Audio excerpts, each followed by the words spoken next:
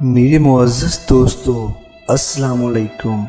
حضرت ادریس علیہ السلام کے زمانے میں بہت لوگ بد عمل ہو گئے تھے اور فرشتوں نے بارگاہ الہی میں عرض کی، انسان بہت بدکار ہے، یہ تیری خلافت کے لائق نہیں ہے، اس لیے انسان کو منصب خلافت سے ہٹا دیا جائے۔ اللہ پاک کا ارشاد ہوا کہ انسان میں غصہ اور شہوت ہے جس کی وجہ سے وہ زیادہ گناہ کرتا ہے۔ یہ چیزیں فرشتوں کو دے دی جائیں تو وہ بھی گناہ گار ہو جائیں گے۔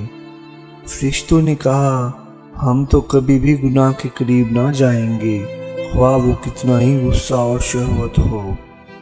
حکم ربی ہوا کہ اچھا، تم فرشتے اپنی جماعت میں سے کوئی سے 2 فرشتے چن لو جو تمہارے خیال میں سب سے زیادہ پرہیزگار ہوں، پھر انہیں غصہ اور شہوت دے کر دنیا میں بھیجا جائے گا تاکہ انہیں آزمایا جا سکے۔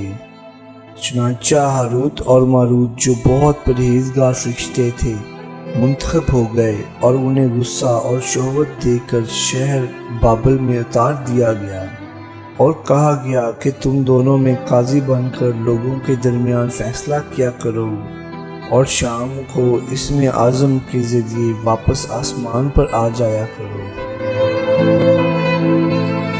یہ دونوں قریب 1 ماہ تک اسی طرح آتے جاتے رہے۔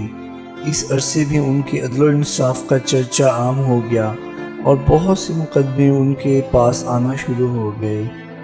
ایک روز ملک فارس کی ایک حسین و جمیل عورت زہرا نامی نے اپنے شوہر کے خلاف مقدمہ دائر کیا۔ یہ دونوں اسے دیکھتے ہی اس پر عاشق ہو گئے اور اس کے ساتھ بد عملی کی خواہش کی۔ اس عورت نے کہا کہ میرا اور تمہارا دین الگ الگ ہے اور میرا شوہر بہت غیرت مند ہے، اگر اسے پتہ چلا تو وہ مجھے قتل کر دے گا، اس لیے اگر تم اپنی خواہش پوری کرنا چاہتے ہو تو پہلے میرے شوہر کو قتل کرنا ہوگا، اور جس بت کی وہ پوجا کرتا ہے اسے سجدہ کرنا ہوگا۔ اس عورت کی شرط سن کر دونوں نے انکار کر دیا۔ وہ عورت تو واپس چلی گئی، لیکن دونوں کے دل میں عشق کی آگ بھڑک گئی۔ کچھ روز تو ان فرشتوں نے برداشت کیا، لیکن ایک روز مجبور ہو کر اس نے عورت کو ملاقات کے لیے پیغام بھجوایا۔ اس نے فوراً ان دونوں کو ملنے کے لیے بلوا لیا۔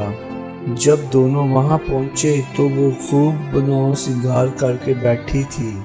اس نے کہا کہ مجھے پتہ چلا ہے کہ تم دونوں اسم اعظم جانتے ہو، تو اپنی خواہش کے حصول کے لیے یا تو مجھے اسم اعظم بتا دو، یا پھر اس بت کو سجدہ کرو، یا میرے شوہر کو قتل کر دو، یا پھر شراب پی لو۔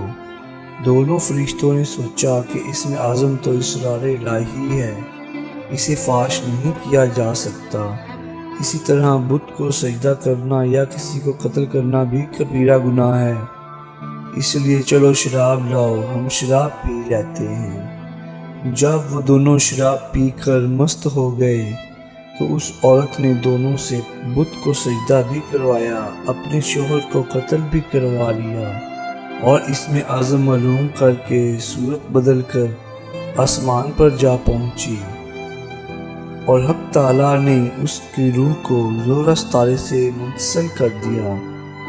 دوسری جانب جب ہاروت اور ماروت کو ہوش آیا تو وہ اسم اعظم بھول چکے تھے اور اپنے کیے پر نادم اور شرمندہ تھے۔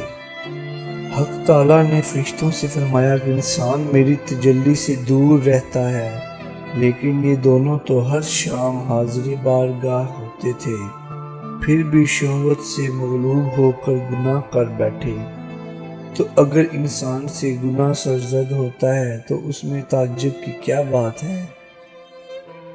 یہ بات سن کر تمام فرشتوں نے اپنی خطا کا اقرار کیا اور انسانوں پر لعن طعن کرنے کی بجائے ان کے لیے دعائے مغفرت کرنے لگے۔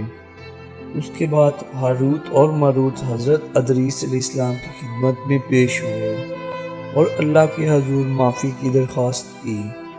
آپ نے دونوں کے لیے دعائے مغفرت کی، جس کے لیے کئی روز بعد اللہ تعالیٰ کی طرف سے جواب آیا کہ ان دونوں کو اختیار دیا گیا ہے، چاہے وہ تو دنیاوی عذاب قبول کر لیں یا آخرت کا۔ انہوں نے سوچا کہ دنیا کا عذاب ایک نہ ایک دن ختم ہو جائے گا، لیکن آخرت کا عذاب نہ ختم ہونے والا ہے، اس لیے دونوں دنیاوی عذاب قبول کر لیا۔ چنانچہ اللہ تعالیٰ نے حکم دیا کہ ان دونوں کو لوہے کی زنجیروں میں جکڑ کر بابل کے کنویں میں اندھولا لٹکا دیا جائے۔ اس کنویں میں آگ جل رہی ہے، فرشتے باری باری ان پر کوڑے برساتے ہیں اور پیاس کی شدت سے ان کی زبانیں باہر کو لٹک رہی ہیں، اور یہ عذاب ان پر قیامت تک یوں ہی شدید رہے گا اور آخر کار ان کو نجات ملے گی۔